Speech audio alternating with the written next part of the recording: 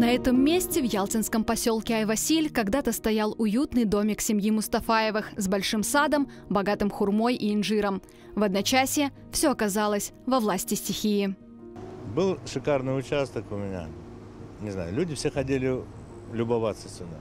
Пальмы были, фейхоа росло, зизифусы, хурма, инжир. Все, шикарнейший сад был. Снесло все в одночасье, остались без жилья, без сада, без огорода, без участка, можно сказать. Видите, все засыпало. 3-метровым слоем. Щебенки. И что это, сель? Я не знаю, как это назвать. Я первый раз это вижу. Еще утром 18 июня ничего не предвещало беды. Ленурбей занимался привычными делами. Жену отвез в 7 утра на работу.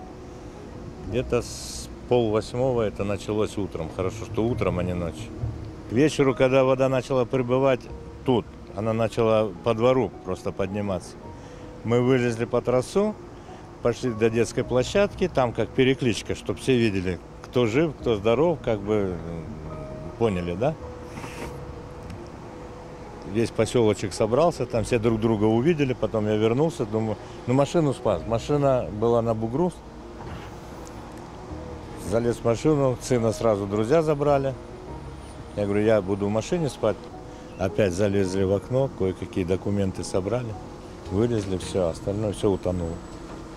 Хозяйство. Семье Ленура Мустафаева ничего не удалось спасти из имущества. Все осталось под завалами камней. Куры, индюки, кролики, перепелки. Ничего, все утонуло.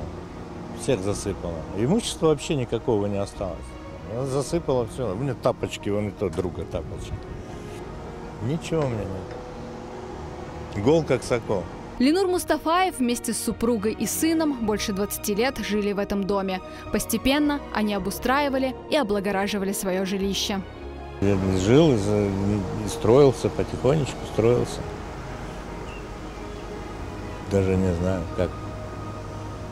как теперь быть. И что-то надо начинать. Поздно, правда, но бесцельно утраченные годы. Да, года уже не те, конечно, но оптимизма не теряю. Не знаю. Такое неведение, еще такое состояние, как депрессия, не знаю. Между небом и землей.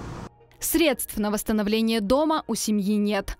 Глава семьи Ленур Мустафаев обращается за помощью ко всем неравнодушным. Если есть такие люди, если остались такие люди, пусть помогут, чем могут. Что делать? Я даже не знаю, никогда ничего не просил. Но вот чувствую себя плохой.